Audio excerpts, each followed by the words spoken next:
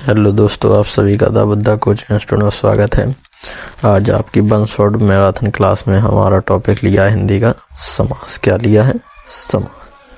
तो मैंने यहाँ पे आपको पहली स्लाइड ली है, पहला पेज।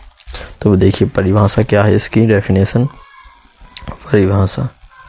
ठीक, तो परिभाषा है दो या दो से अधिक शब्दों को मिलाकर या संक्षिप्त करके नया शब्द बनाने की प्रक्रिया को समास कहते हैं। जैसे हमने संधि की परिभाषा पढ़ी थी, दो या दो से अधिक वर्णों के मेल को संधि कहते हैं। उसी प्रकार दो या दो से अधिक शब्दों के मेल को जो मिलान होता है, मिलकर जो नया शब्द बनता है, उसको हम क्या कहते हैं? समास कहते हैं। ठीक ना। जैसे मैंने एग्जाम्पल में लिया है गंगा का जल, यानी गंगा जल, और नीला है जो कमल, नील कमल। तो ये तो होगी समास की परिभाषा। अब समास विग्रह क्या कहलाता है वो देखिए। तो समास विग्रह में देखना है आपको, समस्त पद के सभी पदों को जब अलग अलग किया जाता है तब उस प्रक्रिया को समास कहते हैं। ठीक ना। जैसे यहाँ पे एक पद लिखा था, जैसे लिखा मैंने नील कमल। अब मुझे इसको क्या करना है? अलग करना है। तो नीला है जो कमल, नीला है जो कमल। ठीक, मैंने इसको क्या किया? अलग किया है। तो इसी को हम कहेंगे समास विग्रह। जैसे मैंने लिखा राष्ट्र का पिता, राष्ट्रपिता, चार भुजाओं का समूह, चतुर्भुज। ठीक, तो आशा करता हूँ आप सभी समझ चुके होंगे मैं क्या बात कर रहा हूँ। तो आइए अब देखते हैं हम समास के भेद। क्या देखना है? समास के भेद। तो समास के भेद आपको याद करने के लिए मैं एक यहाँ पे ट्रिक लिखता हूँ, आप लोग भी नोट कर लेना। ट्रिक क्या है? ट्रिक अब के ते दद्दा। क्या है ट्रिक? अब के ते दद्दा। आ से हो जाएगा आपका अव्ययभाव, बा से होगा आपका बहुव्रीहि, का से होगा आपका कर्मधारा है, ता से होगा तत्पुरुष, दा से द्वंद्व और दा से दिगु। ठीक ना। तो आप लोग, मैंने यहाँ पे लिखेंगे इसलिए मैंने यहाँ पे नाम नहीं लिखी है। ठीक है, ये लिखे हुए हैं आपके सभी। तो एक बार और फिर से सुन लीजिए। आ से हो जाएगा आपका अव्ययभाव, ठीक, बा से हो जाएगा आपका बहुव्रीहि, और का से हो जाएगा कर्मधारा है, ता से हो जाएगा तत्पुरुष, दा से हो जाएगा आपका द्वंद्व और दा से हो जाएगा द्विगु। चाहे द्विगु पहले कर लीजिए, द्वंद्व बाद में कोई भी आगे पीछे कर सकते हैं। ठीक ना। तो आशा करता हूँ आप सभी को बहुत शानदार तरीके से समझ में आया होगा। ठीक, तो अब आइए हम देखते हैं, दूसरी स्लाइड पर चलते हैं। स्लाइड दूसरी में देखते हैं। आइए हम दूसरी स्लाइड पे आ चुके हैं। अब इसमें मैंने समास पहचानने की सभी ट्रिक लिखी हुई हैं। क्या लिखी हुई हैं? ट्रिक्स। जैसे अव्ययभाव समास पहचानने के लिए देखना क्या लिखा है। शब्द के प्रारंभ में उपसर्ग जुड़ा होगा। क्या होगा? शब्द के प्रारंभ में क्या जुड़ा होगा? उपसर्ग। तो उपसर्ग कहाँ जुड़ते हैं आप बताइए सभी लोग। तो उपसर्ग शब्द के आगे जुड़ते हैं। कहाँ जुड़ते हैं? आगे। और प्रत्यय पीछे, तो आगे जुड़ता है उपसर्ग। ठीक, शब्द की शुरुआत में जैसे उपसर्ग आ, बड़ा आ, अन, यथा, प्रति, प्रा और हो, जी अगर ये सभी शब्द दिए गए हों तो समझ जाना वहां पे कौन सा समास होगा? अव्ययभाव समास होगा। ये तो मैंने आपको सिर्फ ट्रिक बता रहा हूँ। ठीक, आगे फिर हम डिटेल से ही पढ़ने वाले हैं। एग्जाम्पल में देखिए, जैसे यथाशक्ति, आ जन्म, प्रतिदिन, भरपेट। तो जो आपका प्रतिदिन है ये बहुत ही ज्यादा मोस्ट है, हमेशा आता रहता है। आइए दूसरा समास क्या है? तत्पुरुष समास। तो तत्पुरुष समास की पहचान क्या है? समास का विग्रह करने पर का, की, के, को, पर, से, के लिए इत्यादि शब्द आते हैं। ठीक ना। तो वहां पे क्या होगा? तत्पुरुष समास है। जैसे विद्यालय, तो विद्या का घर, रस भरा, रस से भरा, ऋण मुक्त, ऋण से मुक्त, गंगा जल, गंगा का जल। देखो का से सभी शब्द आ रहे हैं ना, तो ये क्या होगा? आपका तत्पुरुष समास। आइए कर्मधारय समास तीसरा नंबर का देखते हैं। कर्मधारय समास। तो कर्मधारय समास में क्या होगा? आपका समास के उत्तर पद की विशेषता बताई जाती है। क्या बताई जाती है? उत्तर पद की विशेषता। दूसरे पद प्रधान होता है इसमें। जैसे नील कमल, नीला है जो कमल, नील कमल, नीला है जो कमल, वो हो जाएगा आपका नील कमल।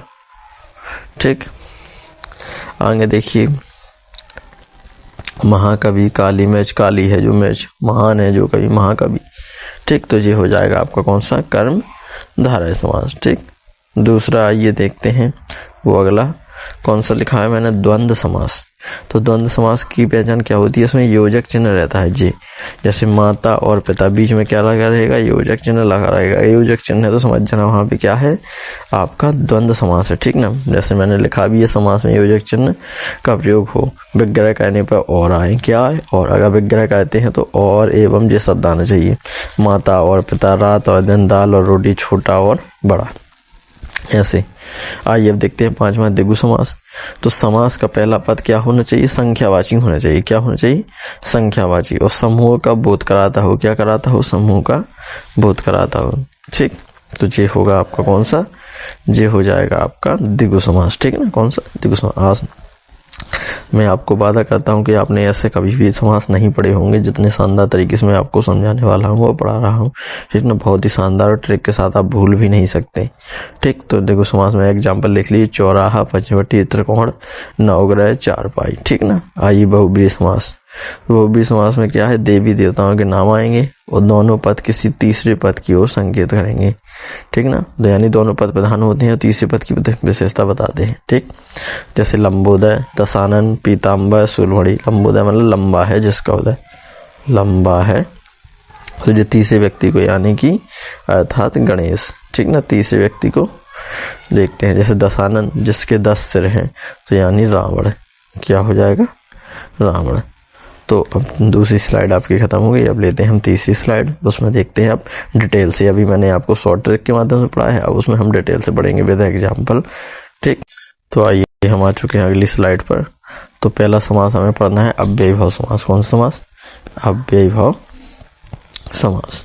देखिए अव्ययीभाव समास में क्या होता है, तो इसमें पूर्व पद प्रधान होता है और उत्तर पद गौण होता है। तो पूर्व पद प्रधान होगा, पूर्व पद क्या होगा, प्रधान होगा, ठीक ना। यही याद रखना है कि पहला पद क्या होगा, प्रधान होगा। इस समास में शब्दों में उपसर्ग जुड़ा होता है। क्या जुड़ा होता है, उपसर्ग। मैंने अभी भी आपको बताया था कि इसमें क्या जुड़ा होता है, उपसर्ग, ठीक। जैसे शब्द कौन कौन से होंगे, यथा, बड़ा आ, अन, प्रति, निर, बे आदि उपसर्ग दिख जाएंगे, ठीक ना। प्रथम पद अव्यय रहता है, मैंने जैसे बता ही चुका हूं। जैसे एग्जाम्पल ले लीजिए, एग्जाम्पल है आपके, जैसे लिखा हुआ है यथा शक्ति, तो शक्ति के अनुसार। आजन्म, जन्म से लेकर। प्रतिदिन, तो हर दिन या प्रत्येक दिन। आमरण, तो मरण पर्यंत। रातों रात, रात ही रात में। भरपेट, पेट भरकर। आजन्म, अनजाने, तो जाने बिना, और बेमतलब, मतलब के बिना। तो जी हमने क्या किया है यहाँ पे, अव्ययीभाव समास समाप्त कर लिया है। आशा करता हूँ बहुत शानदार तरीके से आपको समझ में आया होगा। अब पढ़ेंगे हम अगला समास। अगला समास है आपका, जब दूसरी स्लाइड में चलते हैं, आइए दूसरा समास है आपका बहुब्रीहि समास। कौन सा समास, बहुब्रीहि समास। तो बहुब्रीहि समास की पहचान क्या है, देखते हैं। तो बहुब्रीहि समास में दोनों पद की अप्रधानता होती है, ठीक। दोनों पद की क्या होती है, अप्रधानता।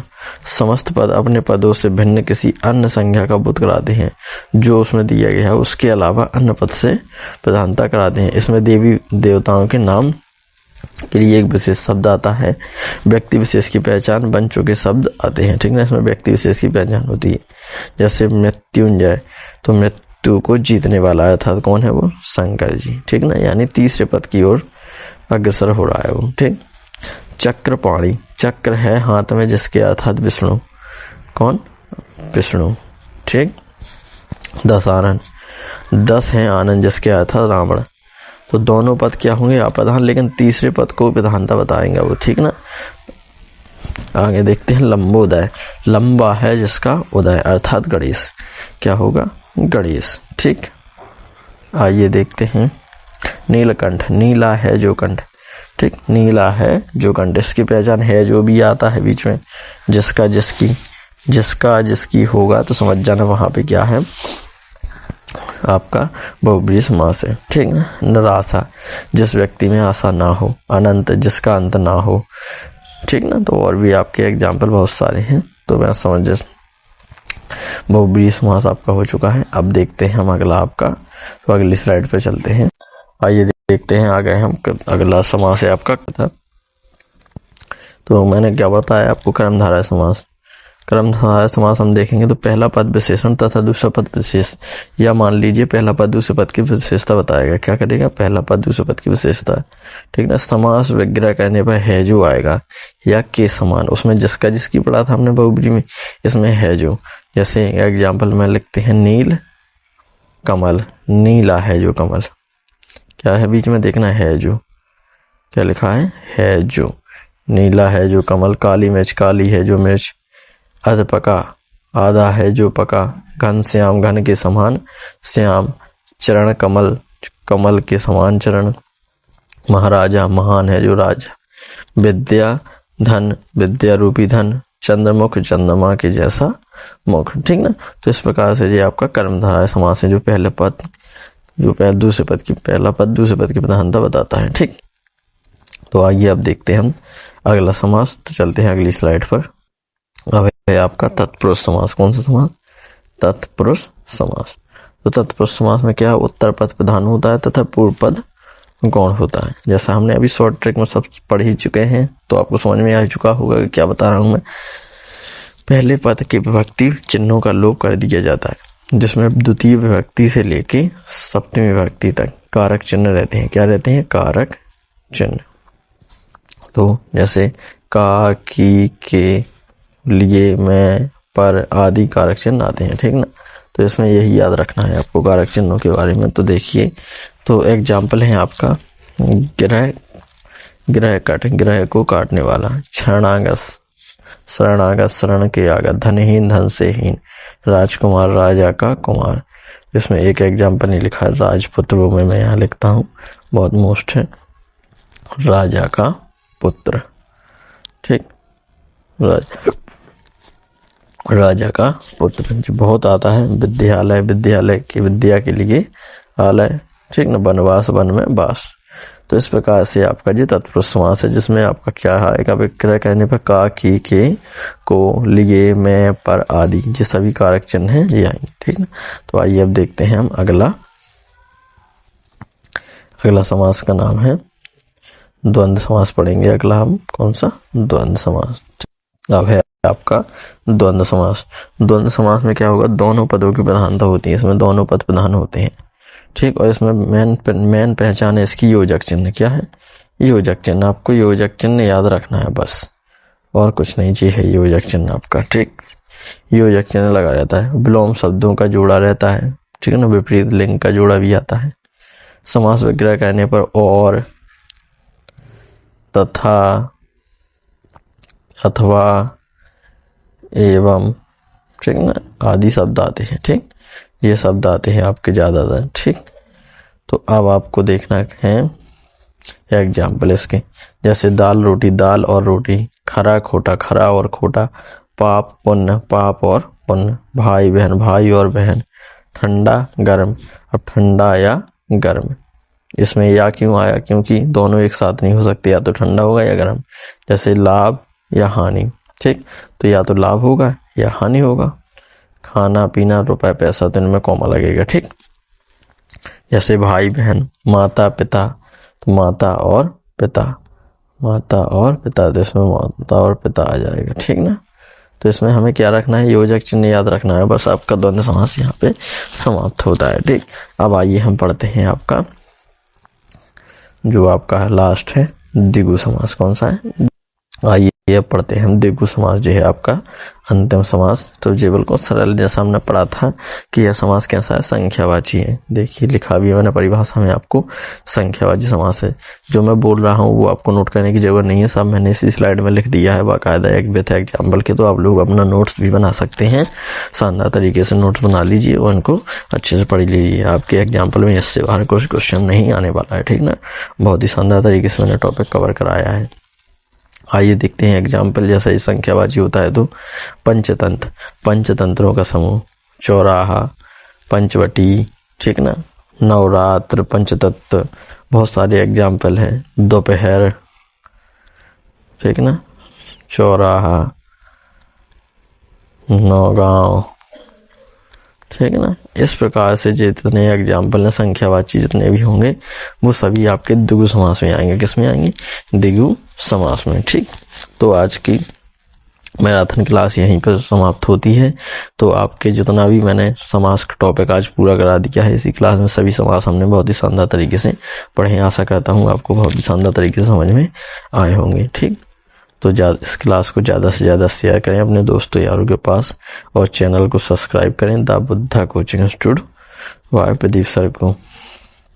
चैनल का नाम क्या है मैं लिख देता हूँ, अगर आपको पता ना हो तो, the Buddha coaching institute Y Pradeep sir. ठीक, क्या नाम है? प्रदीप सर।